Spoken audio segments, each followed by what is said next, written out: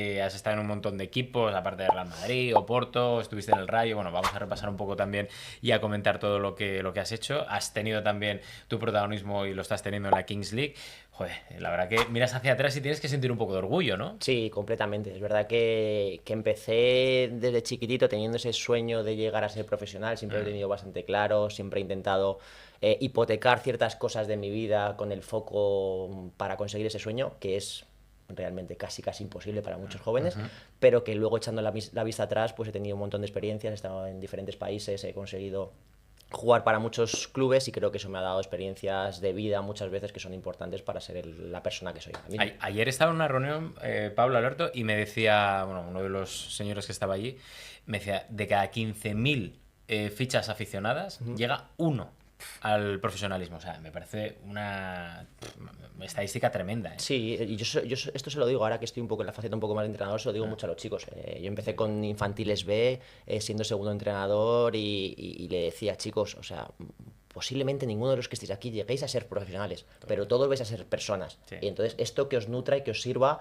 para mejorar, para progresar, para que el deporte, el fútbol os aporte un montón de cosas que luego durante la vida os van a servir. Y si encima alguno tenéis el gran logro de conseguir ser profesionales, ya sea primera, segunda, primera red, porque al fin y al cabo es tan difícil llegar incluso a primera red, que lo disfrutéis y que os esforcéis. Totalmente. Es que yo, por ejemplo, siempre es un ejemplo que he tenido y lo he intentado llevar a cabo, que nosotros cuando somos pequeños siempre vemos a los futbolistas profesionales, vemos la vida que llevan, las experiencias que viven y dices, quiero llegar ahí, pero no ves toda la gente que se ha quedado por el camino y que ha dejado muchas cosas de lado. Entonces yo, para los chicos jóvenes y chicas que nos estáis viendo, el consejo que os puedo dar es disfrutar de ello, luchar por ello, pero no dejéis todo lo otro de lado. Si podéis estudiar, hacer caso a vuestros padres, luchar por otros sueños, bienvenido sea. Total. Porque el porcentaje que llega, no sé si es un 1 o un 2%. ¿No? Y aparte que ya no es cuestión de las propias facultades o condiciones que pueda tener, sino que, oye, te llega una lesión o te cae un ladrillo en la cabeza, es que claro. Exacto. Y el concepto suerte, tú, Alberto, ¿ha habido en algún momento de tu carrera cuando eras joven que digas, aparte de tu calidad, en ese momento tuve suerte para llegar a ser profesional? Quizás, quizás sí. Al fin y al cabo yo siempre digo, en el Castilla, por ejemplo, ese paso con el primer equipo del Real Madrid se tienen que dar muchos factores. Hay veces que ha habido una situación de una lesión o de un bajo nivel de algún jugador, pero realmente pasar del Castilla al vestuario del primer equipo con jugadores de máximo nivel, de hecho, pues tienes muchos de ellos son ídolos tuyos de la infancia. Creo que tienes que tener un poco también la aceptación y un poco la confianza del entrenador, y para eso pues son gustos personales, y esos gustos personales tú puedes ser muy bueno. En Castilla imagino que el 99,9% eran magníficos futbolistas, pero al final el embudo se estrecha y solamente llegan unos pocos elegidos. Así que es eso, es que al entrenador del primer equipo le gustes, tenga esa necesidad, ve algo en ti que probablemente te haya visto en un entreno, en una jugada, en un control orientado, en un golpeo, que son decisiones pequeñas que te pueden cambiar la vida. Y que la suerte es para bien o para mal. Yo he hecho una gran carrera a nivel primera división, pero por ejemplo el otro día que hemos visto a Gonzalo a marcar con el primer equipo, yo también marqué en mi segundo gol en Copa del Rey contra el Real Unión de Irún, y perdimos en el Bernabéu contra un equipo que en teoría era inferior a nosotros, y eso igual te hubiese dado la posibilidad de ser más asiduo en los siguientes partidos eliminatorias de Copa del Rey, que igual ojalá Gonzalo tenga esa trayectoria dentro del club, pero es que es azar, es suerte, y obviamente tú lo que tienes en tu mano es trabajar y todo el rato persistir para intentar esa suerte ponerla un poco también de tu lado. Alberto, cuando llegas la primera vez que te llaman al primer equipo del Real Madrid, no sé, ¿qué recuerdas o qué caras, qué jugadores tenías al lado? No sé si te dio vértigo.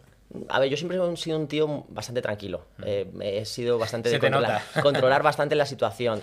Normalmente esa situación también es después de varias convocatorias, entrenamientos, en las cuales yo siempre he sido un tío súper abierto con los ojos, y he observado y me he fijado en todo. Jugadores al lado, pues que realmente el que más me impresionaba era Raúl González por un poco lo que proyectaba. También había ciertas similitudes un poco en forma de jugar, teníamos alguna manera de jugar, incluso físicamente, que algunas personas me hacían un poco recordar pero sí sientes esas mariposillas, sobre todo al entrar al Bernabéu. Yo recuerdo, por ejemplo, ese partido de Copa del Rey o, por ejemplo, contra el Recreativo Huelva que debutó en Liga, tener a mi familia en las gradas y decir, esto ya no es moco de pavo, esto ya son palabras mayores. Pero bueno, siempre he sido bastante calmado y he sabido un poco abstraerme un poco y decir, ok, hay 80.000 personas, Exacto. pero el partido se juega 11 aquí contra igual 11, que con en una otros pelota lados. y para Pues, adelante, en ese ¿no? sentido sí. Eso tiene que ser increíble, ¿no? Porque, joder, al final te pilla muy joven y me lo decía, bueno, no recuerdo quién exactamente, pero era un defensa que jugaba de rival en el Santiago Bernabéu y dice, joder, es que es un estadio tremendo porque tú miras y no se acaba el estadio. Como es tan vertical, Sí. parece una especie como de teatro, ¿no? Yo también lo he preguntado más de una vez a exfutbolistas que han pasado por la Kingsley cuál es el estadio que más te ha impactado y la mayoría me Sí. decían el Bernabéu. Para mí el Bernabéu. Y hay una cosa curiosa porque yo he estado en el Bernabéu, el campo vacío y el campo lleno, y me ha impresionado más vacío.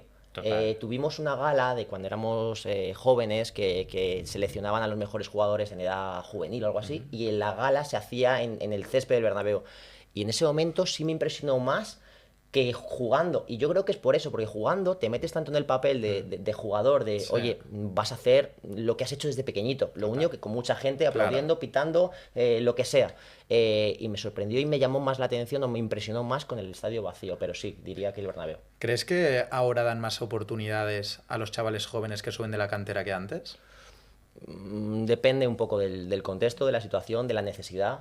Creo que estamos viendo, por ejemplo, un contexto en el Barcelona donde se mezcla un poco todo eso. Sí. Quizás la palabra necesidad y también talento, obviamente, porque Pero hay, la necesidad hay jugadores prevalece. talentosos que lo están demostrando, porque si no, pues tendrían la oportunidad y según llegas, vuelves a salir, porque Sí, sí. en el mundo del fútbol nadie espera por ti.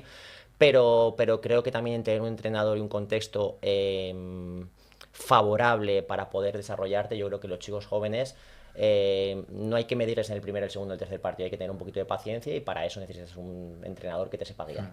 Y ahí la necesidad de decir, le puedo dar esos minutos, esa continuidad al jugador joven para que demuestre, o en ciertos equipos que hay tantas estrellas que tienes 10 minutos para hacer un buen papel o no Eso vuelves es a tremendo, jugar. Lo de los 10 minutos estos que le dan Sí, a los sí. canteranos, sobre todo en equipos como el Real Madrid, porque al final, Sí. digamos que Ancelotti no tira tanto de Sí, cantera verdad. como debería, ¿no? Pero esa presión que tienen que sentir los jugadores Sí, sí. tiene que ser tremenda, tío. O te diré más, Endrick y Arda Güler, que son dos fichajes con muy buenos nombres, bueno, más que contrastados, pero con muy buena proyección, que tienen 10 minutos también, que no es eso que tengan muchos minutos. Sí, al final es que en los grandes equipos cuesta mucho derribar esa puerta y el entrenador, al fin y al cabo, por más que gestione los recursos que tiene el primer equipo, el asentarte o el tener esos minutos, pues cuesta sangre, sudor y lágrimas.